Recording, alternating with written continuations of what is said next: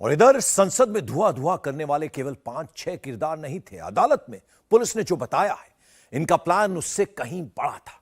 सरकार झुकाने का प्लान था, बार्गेनिंग करने का था, मोल भाव करने का था। कोई ऐसा था जो पैसा दे रहा था, कोई तो ऐसा था जो इनको डिक्टेट कर रहा था। ललित झा तो सिर्फ प्यादा था, मोहरा था। असली मास्टरमाइंड कोई और था जो इनको बता रहा था कब क्या करना है। असली हैंडलर कौन है, उसी की तलाश है। संसद में खौफ फैलाने वालों की फंडिंग किसने की? आरोपी ललित झा को कहां से मिल रहा था ऑर्डर? आरोपी सागर शर्मा को कहां से मिल रहे थे सिग्नल? आरोपी मनोरंजन गौड़ा का रिमोट किसके हाथ में था? आरोपी नीलम आजाद को कौन डिक्टेट कर रहा था? अमोल, महेश, कैलाश, साजिश के और कितने किरदार? संसद को डराने वाले गुनहगारों की full brain mapping. Lalit Jha, Sagar Sharma, Manoranjan Gowda, नीलम आजाद, अमोल शिंदे, कैलाश, महेश, ये सिर्फ संसद में साजिश वाली पिक्चर के बस एक्टर भर हैं। डायरेक्टर और प्रोड्यूसर कोई और है। ये क्यों कहा जा रहा है? क्योंकि कुछ सवाल उठ रहे हैं जिससे लग रहा है ललित झा इस एपिसोड का मेन एक्टर जरूर है, लेकिन वो सिर्फ मोहरा है, पीछे कोई बड़ा चेहरा है। सबसे बड़ा सवाल इस पूरे साजिश की फंडिंग का है। इस पूरे षड्यंत्र की फंडिंग कहां से हुई? क्योंकि सारे आरोपी खुद को चीख चीख कर बेरोजगार कह रहे हैं मोदी सरकार ने काम छीन लिया, इसीलिए विरोध में उन्होंने ये काम किया। जब ये कोई काम भी नहीं कर रहे थे, कोई इनका इनकम सोर्स भी नहीं था, घर वालों से खर्च के 1000-2000 रुपए लिया करते थे। ऐसे में कोई कैसे लातूर से, कोई दिल्ली, कोई हरियाणा से, कोई कोलकाता से, मैसूर, बेंगलुरु, दिल्ली में मीटिंग करने पहुंच जाता है, वो भी एक बार नहीं कई बार। मनोरंजन गौड़ा फ्लाइट से दिल्ली पहुंचता है, सागर शर्मा फ्लाइट से एक बार बेंगलोर चला जाता है, अमोल लातूर से मुंबई स्मोक बम खरीदने चला जाता है, सागर शर्मा उसे मुंबई लेने चला जाता है। मोदी सरकार विरोधी पोस्टर पर्चे छप जाते हैं, जूते खरीदे जाते हैं, स्मोक बम छिपाने के लिए स्पेशल जूते बनवाए जाते हैं, रहने खाने का खर्चा होता है। सवाल है ये सब कौन करता है? इसका पैसा कौन फंड करता है? ललित झा को मास्टरमाइंड बताया जा रहा है, लेकिन क्या ये सारी फंडिंग, सारा खर्च ललित झा कर रहा था? क्योंकि जो जानकारी मिली है उससे तो नहीं लगता है कि ललित झा इतनी फंडिंग कर सकता है। कोलकाता के बागू इहाटी में 3-4 साल से ललित झा किराए पर रहता है। माता पिता ललित और ललित का एक छोटा भाई साथ रहते हैं। ललित एक प्राइवेट स्कूल में पढ़ाता था और प्राइवेट ट्यूशन भी करता था। मकान मालिक ने बताया इसी महीने की 10 तारीख को 2 महीने का किराया देकर वो बिहार चले गए। ललित झा के एक एनजीओ से भी कनेक्शन की बात सामने आई है, तो क्या इसकी फंडिंग एनजीओ से हुई? पुलिस इसकी भी जांच कर रही है। तीसरा एक शक आरोपियों के पास मिले पैम्फलेट को लेकर भी बढ़ गया है, जिसमें उन्होंने प्रधानमंत्री नरेंद्र मोदी को लापता बताया है। साथ ही ये भी कहा है जो भी व्यक्ति उन्हें ढूंढेगा उसे स्विस बैंक से पैसा दिया जाएगा। तो क्या इसके पीछे कोई विदेशी टूल किट है? ललित झा पर नया आरोप पॉलिटिकली मोटिवेटेड होने का लगा है, तो क्या इसके पीछे कोई सियासी साजिश हो सकती है? अच्छा लड़का है। उनके ऊपर जो आरोप लगा है उसके बारे में क्या कहना चाहेंगे? कहना चाहेंगे जो हमारा सोना बेटा है, हमको कुछ समझ में नहीं आते हैं। इस संबंध में कुछ भी जानकारी घर में कभी चर्चा नहीं हुआ? कुछ टेंशन नहीं हुआ, सबसे प्रेम जोड़ता है, हरदम मुनिहात है। मम्मी कैसा हुआ, मम्मी कैसा रहेंगी, मम्मी पापा कैसा रहेंगे? ना बिल्कुल नहीं है। नहीं है, हमारा बेटा गंदा नहीं है। से पूछ लीजिए चाहे। हमारा सोना है, हमारा हाथ से छूट गया, क्या करेंगे बाबू? मेरा बेटा है ऊपर। ये पास था, बहुत बढ़िया लड़का था, उसको इनाम मिला था मिथिलांचल परिषद से। करते क्या थे दिल्ली में वो? ललित बाबू ट्यूशन करते थे और कोचिंग सेंटर में भी पढ़ाते थे। पढ़ाई लिखाई के मतलब वहाँ पढ़ाई लिखाई के बारे में ऐसा क्या रहा उनका? घर में कुछ ऐसा कुछ देखते थे आपकी, कुछ भी इस तरह की ना, एक्टिविटी? हमारे टीवी अभी तक नहीं है कुछ देखने का, हम लेवे नहीं करते हैं। ये कल पता चला है। कल पता चला है? मतलब उनके गिरफ्तार होने के बाद? उनके गिरफ्तार होने के बाद वो भी दूसरों से ये मोबाइल हमारे नहीं है, बेटे लोग को तो है, हमारे नहीं है। आपको याद होगा जब सीए और किसान आंदोलन लंबे वक्त तक चले थे, तब अदालत में सरकार ने इन आंदोलनों के पीछे विदेश से फंडिंग, एनजीओ से फंडिंग के आरोप लगाए थे। उस वक्त सरकार के पास इन सरकार विरोधी आंदोलनों के पीछे पाकिस्तान, कनाडा, चीन से फंडिंग के सबूत थे। इन्हीं को लेकर जांच एजेंसियां अब एनजीओ से फंडिंग और पॉलिटिकल कनेक्शन तक की जांच भी करेगी। जांच एजेंसियों के रडार पर एनजीओ भी है और भारत विरोधी विदेशी टूल किट भी। बीजेपी टीएमसी नेता और कांग्रेस नेताओं के साथ ललित झा के फोटो घुमा रही है और कह रही है कि इन सब के पीछे सियासी साजिश है। बीजेपी का आरोप है कि ललित झा का टीएमसी नेताओं के साथ क्लोज रिश्ता है। इस तस्वीर में 4 लोग हैं। दाईं तरफ लाल घेरे में ललित झा है तो बाईं तरफ लाल घेरे में टीएमसी विधायक तापस रॉय हैं। इस तस्वीर को ललित झा ने ही अपने इंस्टाग्राम पर 23 फरवरी 2020 को शेयर की थी। ये ललित झा के साथ ये देखिए टीएमसी का विधायक है। बहुत दुख की बात है जब हम लोग मतलब क्या टेररिस्ट का हम लोग हमला जो भी बोलते हैं होता है, उसके साथ तापस राय, ये टीएमसी विधायक तापस राय है, उसका क्षेत्र का एमपी है सुदीप बंदोपाध्याय, नॉर्थ कोलकाता का एमपी है। तो ये तापस राय है, इनके साथ जो इनका ललित झा का जो मास्टरमाइंड है, पूरा जो कल ऑपरेशन हुआ उसका मतलब डायरेक्टर था ये पूरा एकदम सब कुछ किया, उनका प्लान माफिक हुआ है।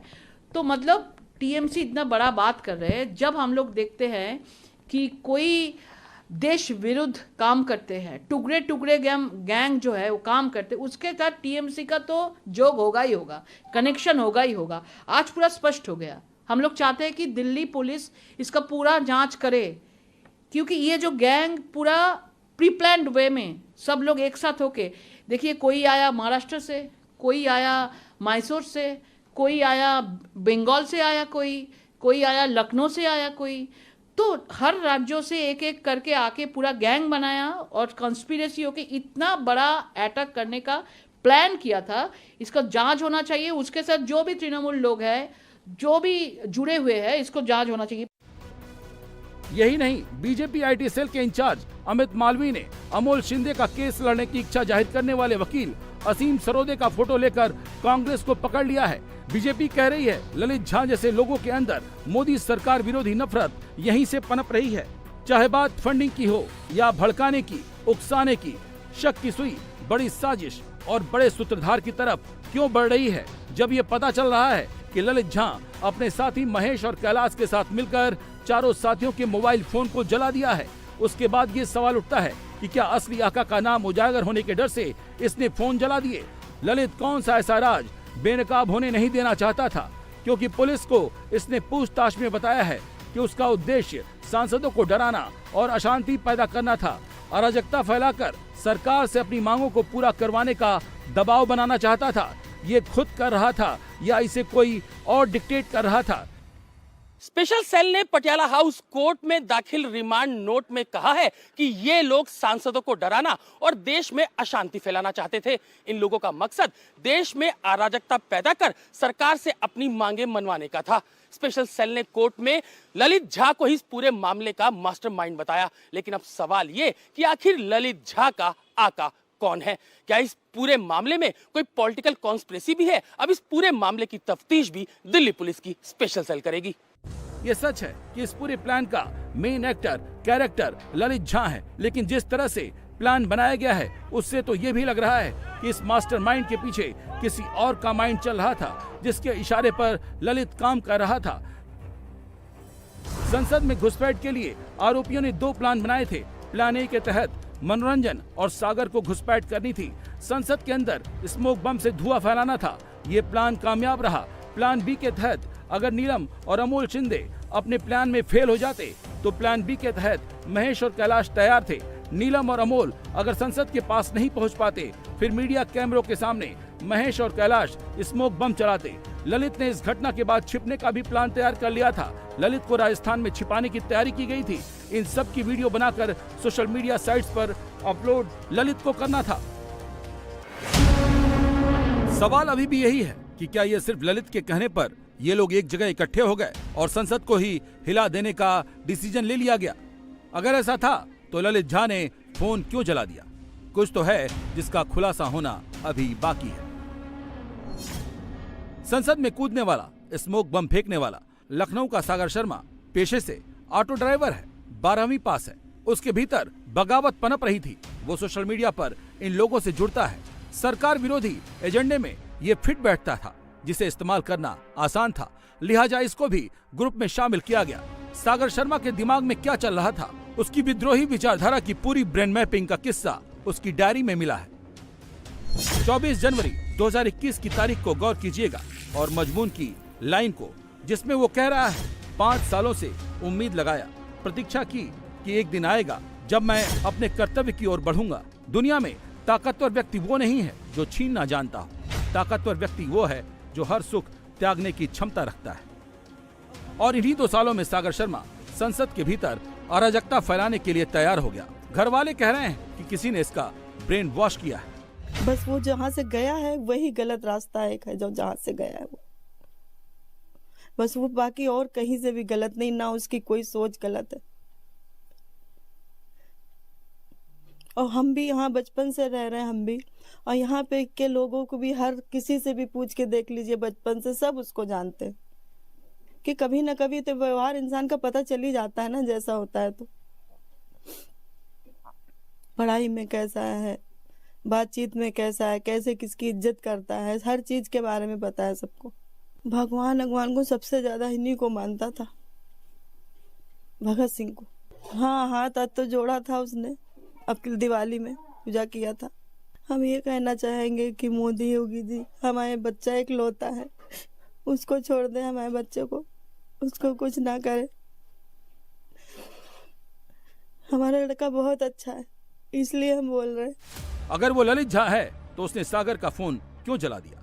ऑटो ड्राइवर को मीटिंग के लिए फ्लाइट का टिकट मुहैया कराया गया तो पैसा कहां से आया? ये वो सवाल हैं जो बड़ी साजिश की ओर इशारा कर रहे हैं। किस तरह से इनके ब्रेन को मोटिवेट किया गया, पूरी प्लानिंग को समझना है तो मैसूरू के मनोरंजन गौड़ा के ब्रेन में घुसना होगा। बगावत का विज्ञान किस तरह से डिस्ट्रक्टिव मोड पर पहुंच जाता है, मनोरंजन के बारे में जो पता चला है वो बताने के लिए काफी है। मनोरंजन ने घर वालों को कुछ और बताया, हकीकत में कुछ और निकला। घर वालों को इसने बताया कि वो कीपैड फोन इस्तेमाल करता है। अब पुलिस की छानबीन में पता चला है कि ये सिग्नल ऐप से जुड़ा हुआ था, मतलब इसके पास स्मार्टफोन भी था। घर वालों को बताया कि स्वामी विवेकानंद की किताबें पढ़ता है, विवेकानंद के विचारों से वो प्रभावित है, लेकिन उसके कमरे में जो किताबें मिली वामपंथी और बागी विचारकों की थी। घर वालों को बताता था कि वो बेंगलुरु जा रहा है, जबकि वो जाता दिल्ली था, जहां बाकी लोगों के साथ मिलकर सरकार विरोधी प्लानिंग में शामिल होता था। आईबी के सोर्सेज से एक चौंकाने वाली बात सामने आई है। बेरोजगार मनोरंजन 3 बार सिंगापुर, कंबोडिया, थाईलैंड भी जा चुका है। यही नहीं, 10 दिसंबर को घर वालों से वो ये कहकर गया था कि वो बेंगलुरु जा रहा है। पिता से खर्च के लिए उसने 3000 रुपए भी लिए थे, लेकिन बेंगलुरु के बजाय वो फ्लाइट पकड़कर दिल्ली आ गया। सवाल है, फ्लाइट का किराया और विदेशी दौरों का खर्च ये सब कौन फंड कर रहा है? मनोरंजन गौड़ा की पिछले 9 साल की पूरी हिस्ट्री, पूरी एक्टिविटी खुफिया एजेंसियां तलाश रही हैं। जो स्टेट इंटेलिजेंस यूनिट है उसने एक प्राथमिक रिपोर्ट सेंट्रल यूनिट को भेजी है, जिसमें मनोरंजन की एक्टिविटीज से जुड़े हुए एक रिपोर्ट तैयार की गई है। पिछले 5 सालों में खास तौर पर मनोरंजन ने क्या क्या किया, वो कहाँ कहाँ पर जाता था, वो कितनी बार बेंगलुरु गया, कितनी बार दिल्ली गया, इन सब बातों का जिक्र उसमें है।